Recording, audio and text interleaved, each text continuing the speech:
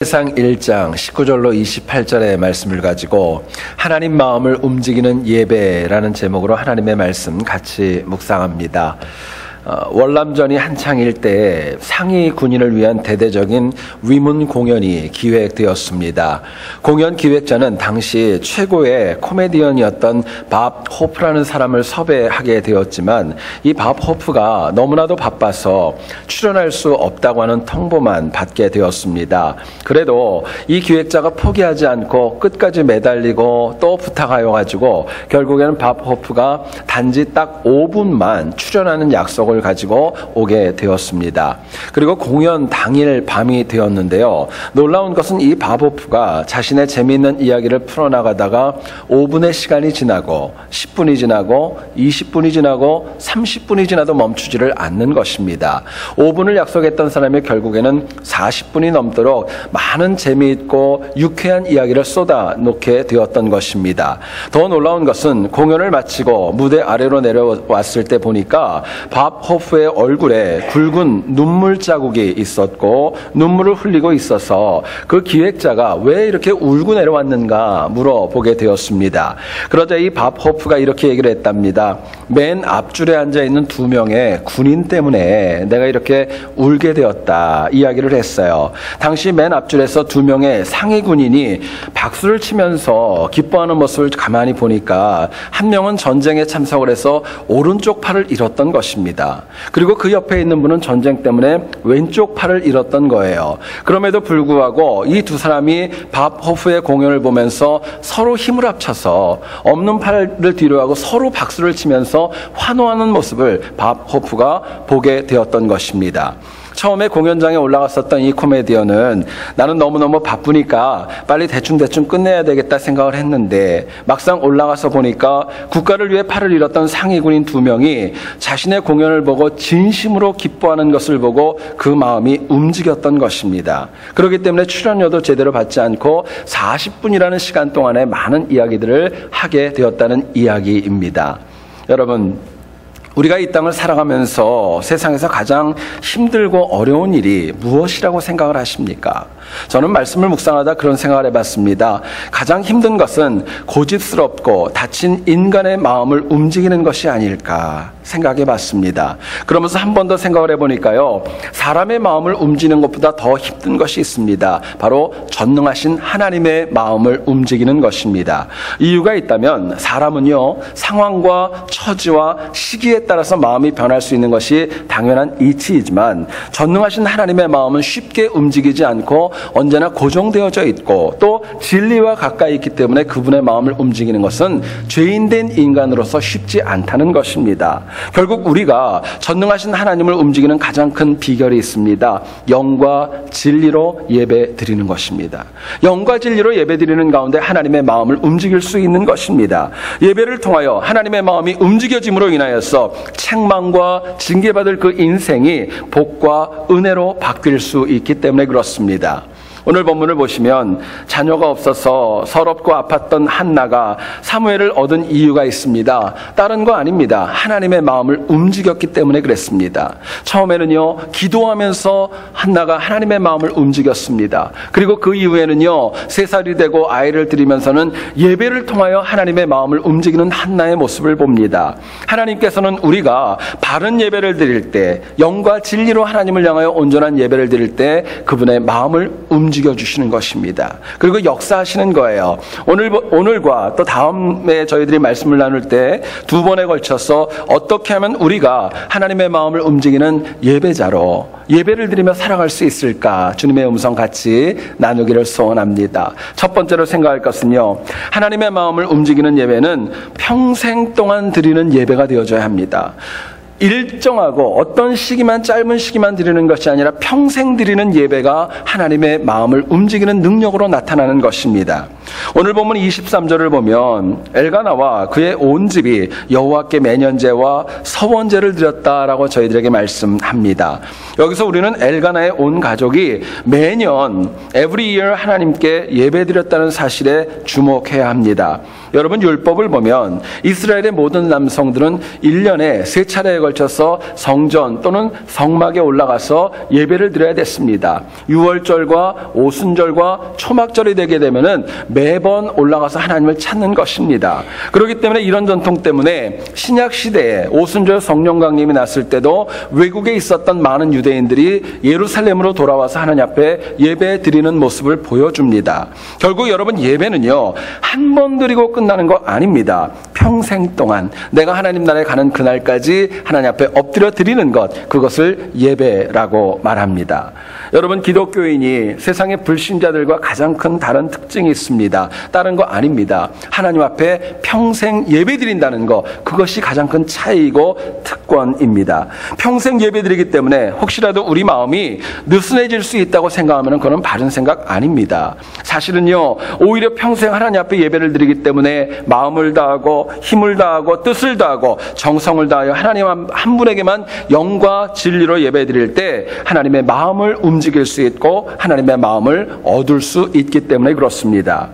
여러분, 이사야를 보면 43장 21절에 저희들에게 이렇게 말씀합니다. 이 백성은 내가 나를 위하여 지었나니 나를 찬송하게 하려 함이니라. 우리가 찬송하게 하기 위해서 우리를 지었다는 것입니다. 시편 22편 3절은 저희들에게 이야기합니다. 이스라엘의 찬송 중에 거하시는 주여, 주는 거룩하시니이다. 우리의 찬송, 우리의 예배 가운데 하나님이 임재하신다고 말씀합니다. 여러분, 인간이 패역한 이 세상에서 사람답게 살기 위해서 꼭 필요한 것이 있다면 신실한 예배자로 살아가는 것입니다. 예배자의 자리를 떠난 인간은 그 존재 가치와 살아갈 이유가 사실은 자기 자신이 버리는 상실해버리는 지경에 빠지기 때문에 그렇습니다. 자, 그렇다면 우리가 하나님의 마음을 움직이는 예배, 평생을 드리는 예배가 과연 무엇을 뜻하고 이거 위해서 과연 무엇이 필요할까 묻게 됩니다. 본문은 저희들에게 이렇게 얘기를 합니다. 우리가 평생 하나님 앞에 예배 드리기 위해서는 평생 동안 내 믿음이 흔들리지 말아야 됩니다. 내 믿음이 흔들리지 않을 때 하나님을 향하여 평생 동안 온전한 예배를 드릴 수 있는 것입니다. 27절을 보시면은요, 한나가 엘리에게 이렇게 얘기를 합니다. 이 아이를 위하여 내가 기도하였더니 내가 구하여 기도한 바를 여호와께서 내게 허락하셨다고 이 얘기를 합니다. 3년 전이었죠. 한나는요, 이 아이를 얻기 위하여서 간절히 기도했을 때 엘리로부터 술 취한 여인으로 오해를 받을 정도로 간절히 기도했고, 그리고 그 기도의 응답으로 하나님이 사무엘을 허락해 주셨습니다. 그리고 22절을 한번 보시죠. 오직 한나는 올라가지 아니하고 그의 남편에게 이르되 아이를 젖대거든 내가 그를 데리고 가서 여호와 앞에 뵙게 하고 거기에 영원히 있게 하리이다 말씀합니다. 22절의 내용은 정말 술 취한 여인으로 오해받았던 그 시기를 지나서 3년의 시간이 지난 상황이었습니다. 여러분, 이스라엘 사람들은요, 자녀를 낳고 나서 3살까지 아이에게 젖을 먹였다고 합니다. 젖을 때는 나이를 일반적으로 얘기할 때 3살까지였다고 이야기합니다. 그리고 우리도 마찬가지고 과거도 그렇지만은요, 아이가 3살이 되면은요, 나름대로 자기 표현을 할 줄 압니다. 그리고 말을 하기 때문에요, 그때 시기가 제일 이쁘고 귀여울 때입니다. 생각해보면 다른 어떤 누구보다도 한나에게 사무엘이라는 존재는요, 정말 특별한 존재입니다. 기도의 응답입니다. 우리가 그런 말을 많이 씁니다. 눈에 넣어도 안 아픈 아이라고. 아마 사무엘이 한나에게는 그런 존재였을 거예요. 그렇다면 한나도 사람이었기 때문에 그 아이가 너무 귀하고 너무 소중했기 때문에 하나님과의 약속을 잊어버릴 수도 있지 않았겠습니까? 그런데요, 참 놀랍게도 한나는 비록 아이가 예쁘고 귀하고 사랑스러웠지만 하나님과의 약속을 철저하게 잊지 않고 기억했습니다. 그리고 일정한 시기, 짧은 기간 동안에만 하나님 앞에 그 아이를 드린 것이 아니라 평생 동안 하나님의 사역자로 그 아이를 하나님께 약속대로 봉헌하며 서원을 지켰던 것입니다. 여러분, 우리가 예배라는 말을 참 많이 씁니다. 기독교인에게 있어서 예배라는 단어는 너무나도 많이 쓰이는 단어입니다. 그러나 예배라는 단어를 쓴다고 다 예배가 되는 건 아닙니다. 예배처럼 보이지만 예배 아닌 것 참 많이 있어요. 내가 기분 좋으면 드리고 상처받고 아프면 외면하는 것, 그거는 바른 예배 아닙니다. 형식적으로 남의 눈 때문에 어쩔 수 없이 나오는 예배도 하나님의 마음을 움직이는 예배 될 수 없는 것입니다. 뿐만 아니라 예배에 참석했지만 정말 하나님이 나에게 주시는 메시지와 말씀과 은혜와 능력을 체험하지 못하고 하는 것, 그거는 하나님 기뻐하는 예배 아니라 시간 낭비가 될 수 있다는 것입니다. 여러분, 예배는요, 예배를 드리는 인간과 예배를 받으시는 하나님이 꼭 있어야 됩니다. 중요한 것은요, 예배를 받으시는 하나님은 한결같이 당신의 자리를 지키시지만, 문제는 예배를 드리는 인간이 상황에 따라서 바뀌고 변덕을 부리고 자꾸 이상하게 변질되어지는 것이 하나님 기뻐하는 하나님 마음을 움직이는 예배를 드리지 못하는 이유가 되는 것입니다. 어떤 책에 나온 이야기를 소개합니다. 어떤 목사님께서 골프를 참 자주 치시는 분이 있었답니다. 이거는 이야기입니다. 실제 이야기는 아니고요. 골프를 치시는데 하루는 이렇게 나가가지고 공을 처음에 탁 쳤는데 뜻대로 되지를 않았던 겁니다. 이상한 데로 날아갔어요. 마음이 좋지 않았고 창피한 마음이 들었습니다. 그래서 다시 공을 두 번째로 쳤는데 역시 잘못 쳐가지고 공이 그 앞에 턱 떨어지더랍니다. 다시 화가 났어요. 세 번째로 공을 있는 힘을 다해 쳤는데 그 공이 나무에 맞고 튀어가지고 목사님이 이마를 정통으로 때려버린 거예요. 여러분, 이 정도 되면은 기분이 어떨까요? 저는 개인적으로 골프를 못 칩니다. 전혀 관심도 없는데 아마 골프 치는 분들 이 정도 되면은 거의 무지하게 열받을 거예요. 굉장히 마음이 안 좋을 겁니다. 그래서 이 화가 난 목사님께서 옆에 사람이 있는 것도 모르고 크게 이렇게 소리를 질렀답니다. 에이, 이제 정말 그만 때려칠 거야. 이젠 정말 안 할 거야. 그러고 얘기를 하더랍니다. 사람들이 와서 목사님 좀 마음 푸시라고, 아무리 그래도 앞으로도 골프 계속 안 치실 거냐고 그러고 물어봤답니다. 그러자 목사님이 아주 격앙된 소리로 이렇게 얘기하더랍니다. 아니, 골프를 왜 그만두냐고. 목사를 그만둬야지. 그렇게 얘기를 하더래요. 여러분, 한번 생각을 해보시죠. 사람은요, 변할 수밖에 없어서 그렇게 살아갈 수밖에 없는 것이 인간의 존재입니다. 근데 변하는 것을 한번 생각해 보시죠. 어떤 경우에는요, 악하게 변할 수도 있지만 선하게 변할 수도 있는 것입니다. 그런데 예배자, 정말 하나님의 마음을 움직이는 예배자의 특징을 가만히 보시면은요, 절대로 악하게 변화되지 않습니다. 과거로 퇴행하면서 악하게 되는 그런 경우 없는 거예요. 오히려 하나님의 마음을 움직이는 예배자의 삶은 더 좋아집니다. 더 신실해집니다. 더 성숙해져가는 모습이 끝까지 지속되며 나타나는 것입니다. 실제로 만약에 내가 예배드리며 산다면서 하나님의 영광을 가린다면 그것은 하나님 기뻐하는 예배자 아닙니다. 하나님의 마음을 움직일 수도 없는 것입니다. 성경을 보면 예수님께서 부활하실 때 베드로라는 인물과 막달라 마리아를 비교하면요, 얼마나 대조적인지 모릅니다.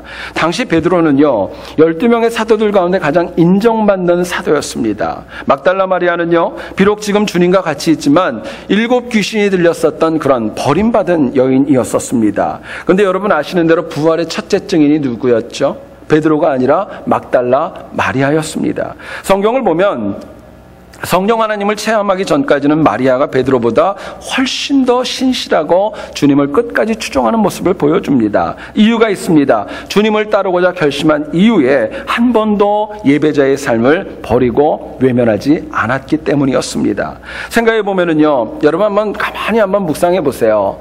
마리아가 주님을 따라다녔을 때 그 여인을 향한 뒷소리가 얼마나 많이 있었을까요? 편견이 얼마나 많이 있었을까요? 생각지 않았었던 유언 비어도 얼마나 많이 있었을까요? 그래도 변하지 않고 한결같이 주님을 향한 헌신과 예배자의 삶을 살았을 때 결국 하나님의 마음을 움직였고 역사에 7 귀신 들렸던 여인이 아니라 부활의 첫 증인으로 인정받는 은혜를 받게 되었던 것입니다.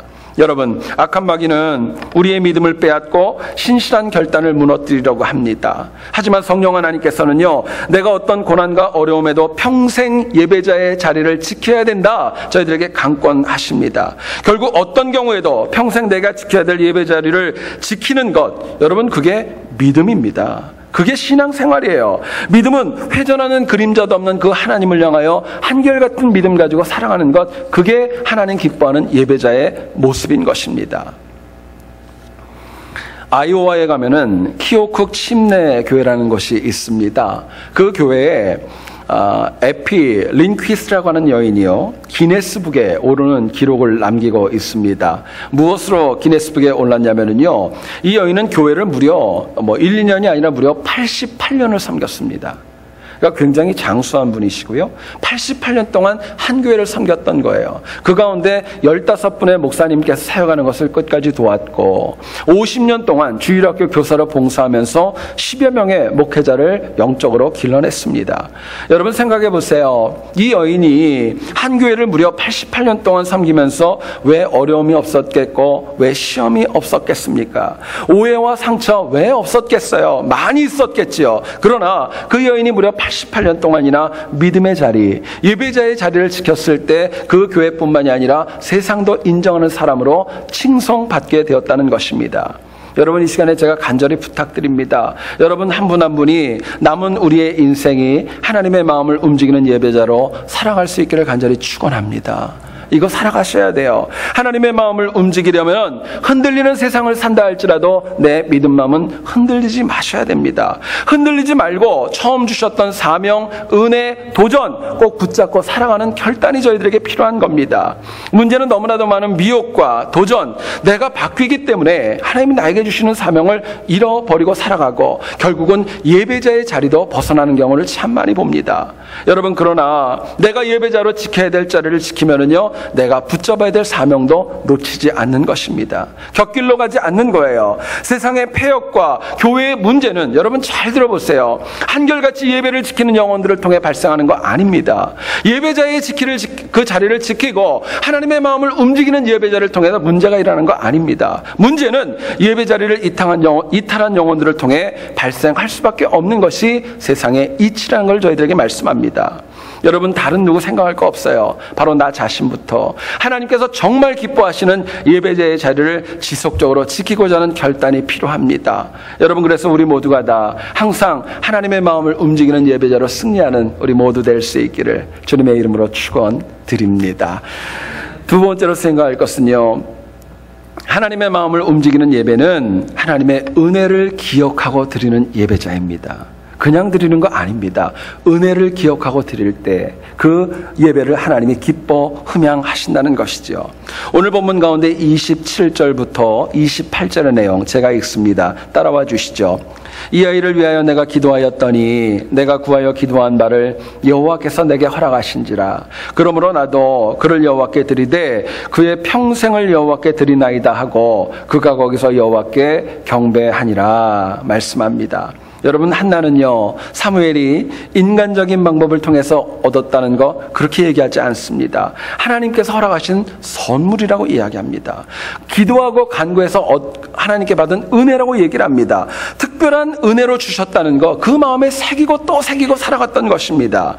여러분, 결국 한나가 사무엘의 평생을 하나님께 드린 이유가 있습니다. 하나님께 받은 은혜가 너무 깊어서 그 은혜를 잊지 않고 감사함으로 아들까지 드릴 수 있었던 거예요. 과거의 한나는 분인나의 격동으로 눈물과 한탄으로 하루하루 살았다는 거 여러분 아실 거예요. 그러나 눈물로 기도하였고 하나님께서 하나님의 방법대로 사무엘을 주시지 않았습니까? 한나가 그렇게 얻은 아들에게 3년간 젖을 물리면서 아이를 키우면서 얼마나 많은 감사가 있었을까요? 얼마나 많은 은혜의 고백이 있었고 얼마나 많은 감사의 눈물이 있었겠습니까? 여러분, 예배는요, 삶의 습관으로 드리는 거 아닙니다. 삶의 패턴 가운데 나의 한 부분으로 드리는 거, 그런 거 아닙니다. 예배는 형식도 아니고요, 온전히 드리려면요, 은혜로 드리셔야 됩니다.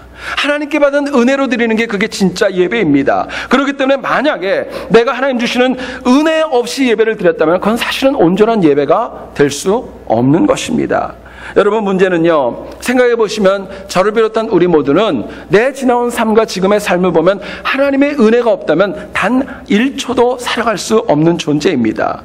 여러분, 은혜를 아는 거 중요하죠. 이것도 은혜고 저것도 은혜고 중요하지만은 더 중요한 것은 그 은혜마다 감사할 때 내가 더 온전한 예배자로 하나님 앞에 하나님 마음을 움직일 수 있는 것입니다. 여러분, 전능하신 하나님께서는요, 은혜를 아는 영혼의 예배를 받으시고 그 마음을 움직여 주시기 때문에 그렇습니다. 자, 그렇다면 우리가 예배자로 하나님 주신 은혜를 기억하고 살아가려면 과연 무엇이 필요할까요? 나에게 주신 은혜, 그거 기억하고 살려면 뭐가 필요할까 묻게 됩니다. 본문은 저희들에게 이렇게 얘기를 합니다. 항상 하나님의 은혜를 계수하며 살아가라고. 나에게 삶마다 주셨던 하나님의 은혜 잊어버리지 말고 세어보고 꼽아보고 누리며 살아가는 것입니다. 22절을 한번 보시죠. 오직 한나는 올라가지 아니하고 그의 남편에게 이르되 아이를 젖대거든 내가 그를 데리고 가서 여호와 앞에 뵙게 하고 거기에 영원히 있게 하리다 하니 말씀합니다. 여러분, 한나는요 온 가족이 every year 실로에 올라가서 매년제를 드리고 서원제를 드릴 때 3년 동안은 올라가지 않았습니다. 성경을 제가 보고 주석을 보니까요, 한나가 갑자기 믿음이 떨어지고 하나님의 은혜를 망각했기 때문에 그런 거 아니었습니다. 원인을 보니까요, 어린 사무엘을 기도하고 은혜로 양육하는 가운데 거기에 집중하면서 아이가 어리기 때문에 올라가지 못했다라고 이야기합니다. 여러분 생각해 보세요. 당시 한나가 아이를 볼 때마다 그 마음에 얼마나 큰 감사가 있었을까요? 얼마나 많은 은혜가 있었을까요? 당연히 때마다 하나님의 은혜를 계수하며 감사하고 또 감사하면서 아이에게 젖을 물리고 아이를 키우고 아이를 양육하며 기도하였을 것입니다. 자녀로 아들을 주신 거 감사했을 거예요. 건강하게 키워주시는 거 감사했을 겁니다. 성직자로 드릴 수 있는 은혜 주신 거 감사할 것이고 믿음으로 아이를 키울 수 있는 자기 자신을 주신 그 믿음 주신 하나님께도 엎드려 감사했을 것입니다. 결국 3년 동안 한결같이 하나님의 은혜 계수하였고 그 은혜가 쌓여서 예배자로서 아들까지도 하나님에게 드릴 수 있었던 것입니다. 여러분, 우리가 은혜 가운데 하나님 앞에 예배드리기를 원한다면요, 항상 내가 받은 은혜를 계수하는 지혜가 필요합니다. 근데 사람은요 참 둔하고 어리석어서 내가 받은 은혜를 얼마나 쉽게 망각하고 살아가는지 모릅니다. 어떤 분을 보니까요, 그런 분들 많이 있죠. 살려주셨는데 그거 잊어버립니다. 건져주셨는데 잊어버리는 거예요. 응답해 주셨는데 그것도 잊어버립니다. 세워주셨는데 그것도 잊어버리는 거예요. 그 은혜를 망각하고 사는 것은 여러분 딴 거 아닙니다. 내 신앙이 지금 병들어 있다는 자증입니다. 증거예요. 은혜를 계수하지 못하고 원망과 불평, 힘들고 어려움만 반복하며 살아가는 것, 하나님 기뻐하는 모습 아니라는 것입니다. 여러분, 예배는 불평과 원망, 내 기분과 상황으로 드릴 만큼 그렇게 인위적인 그런 거 아닙니다. 예배는요, 하나님과의 거룩한 만남이 있고 하나님을 높이고 하나님의 은혜를 공급받는 자리입니다. 참 거룩한 시간이에요. 그렇기 때문에 하나님 저희들에게 말씀하십니다. 내가 거룩하니 너희도 거룩하라고. 예배드리는 자세를 저희들에게 강하게 말씀하십니다.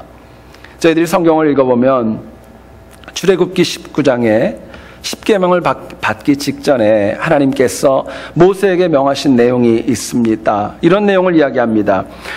시내산에 하나님께서 강림하시겠다고 모세에게 이야기하십니다. 그렇기 때문에 모세를 통해 명령하시는 게 있죠. 이스라엘 백성들이 산의 어느 지경까지만 올라오고 그 이상은 넘지 말라는 것입니다. 옷도 정결하게 하라고 말씀합니다. 그리고 모든 관계도 깨끗하게 하라고 이야기합니다. 심지어는요, 짐승도 하나님의 임재가 있는 곳에 가까이 하지 못하도록 그들을 컨트롤하고 제어하라고 말씀하십니다. 여러분, 이유가 있어요. 속되고 거룩하지 못함으로 하나님께 가까이 갈 수 없기 때문에 그런 것입니다. 여러분, 이거 적용하면은요, 참 두려운 이야기지만 꼭 해야 될 것이 있어요. 우리가 내 생각과 내 기분에 가득 차서 어떻게 하나님 앞에 가까이 갈 수 있겠습니까? 안 된다는 겁니다. 어떻게 영과 진리로 내 마음에 내 자아가 가득 차가지고 하나님 앞에 예배드릴 수 있는가 물어보라는 것입니다. 여러분, 우리가 하나님 은혜를 계수하면 계수할수록 하나님의 은혜는 더 많아지는 것입니다.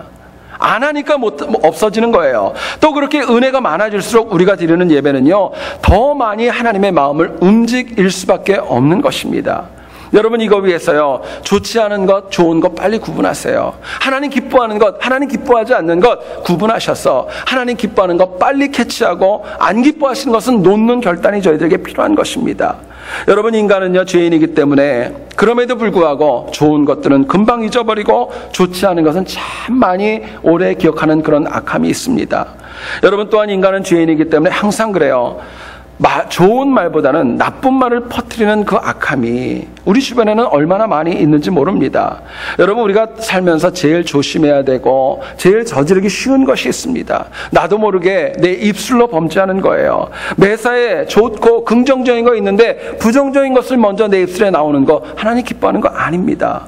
이유가 있다면요, 만약에 하나님에 대한 은혜를 계수한다면 내 입술은 찬양이 나오지, 긍정이 나오지, 내가 은혜를 계수하는데 나쁜 말이 나올 수 없기 때문에 그런 것입니다.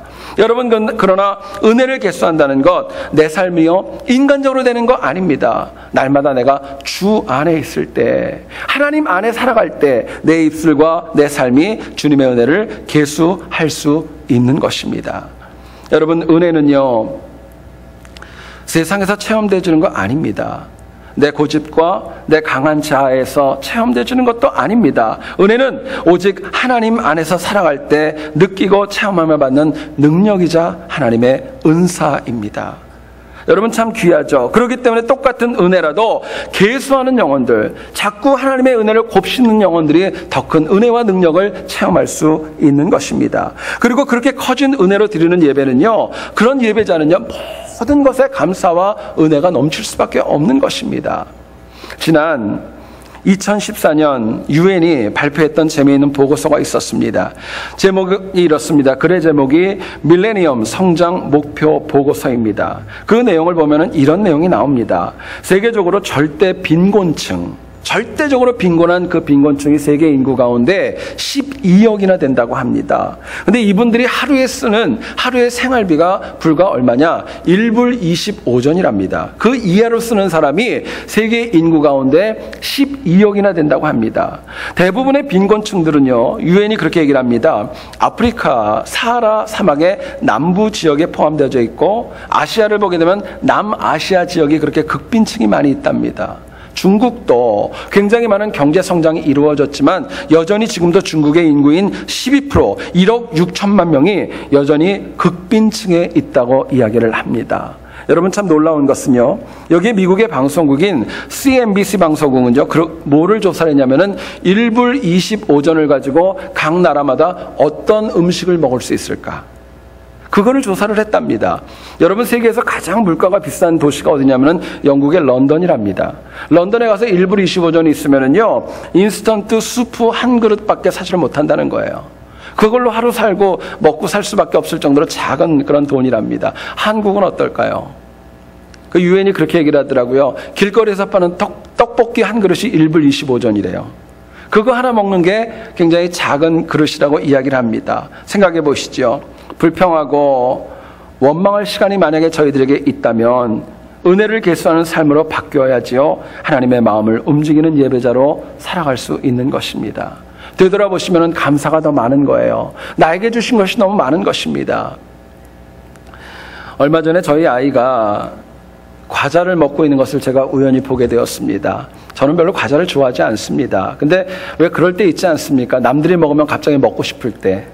그래서 아이가 먹는 것을 제가 이렇게 보니까 맛있어 보여서 나도 좀 달라고, 그리고 얘기를 했더니요, 정말 그 표정을 보고 제가 참 많이 마음이 아팠어요. 너무 아까운 표정으로 주더라고요. 왜 아빠는 저걸 달래나, 막 이런 표정으로 저를 딱 주는데 받고도 기분이 되게 안 좋았어요. 참고로 그 과자를 누가 사줬을까요? 제가 사줬죠. 제가 사줬는데도요, 그거 하나 주는데 아까워가지고 여기 인상이 탁 찌푸려가지고 주는데요, 마음이 참 많이 안 좋았어요. 근데요, 설교를 준비하면서 제가 생각해 봤습니다. 문제는요, 우리가 하나님 앞에 예배 드릴 때도 저희 가운데도 저희 아이와 같은 영혼이 적지 않다는 것입니다. 하나님께서 우리에게 독생자 예수 그리스도를 주기까지 사랑하셨는데 은혜를 모르고 세어보지 않고 나에게 주신 것들을 깨닫지 못하고 불평이 더 많고 원망이 더 많고 넘어지고 좌절할 때가 우리들에게 더 많이 있기 때문에 그렇습니다.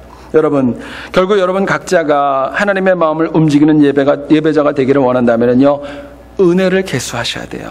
세어보세요. 갑자기 지금 여러분 마음에 생각나지 않을 수도 있습니다. 그렇다면요, 집에 가셔서 기도하신 다음에 앉으셔서요, 써보세요. 내가 지금 누리고 있는 은혜, 내가 지금 가지고 있는 많은 혜택들을 한번 작은 거지만 써보시기 원합니다. 감사가 감사를 꼬리를 물고 일어날 것이고 이것도 감사하고 저것도 감사하고 모든 것이 다 감사가 아닐 수 없을 것입니다. 여러분 그렇게 베풀어 주신 은혜에 감사하여서 하나님의 마음을 움직이는 예배자로 사는 것, 그게 신앙생활입니다. 간절히 원하는 것, 평생 동안 이처럼 날마다 하나님 주신 은혜를 묻어두지 않고 계수하고 곱씹어보면서 주님의 마음을 움직이는 예배자 모두 될 수 있기를 다시 한번 주의 이름으로 축원드립니다.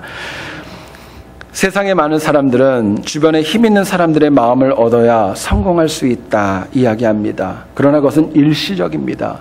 정말 하나님 기뻐하는 예배자의 삶을 살기 위해서는요, 전능하신 하나님의 마음을 얻으셔야 됩니다.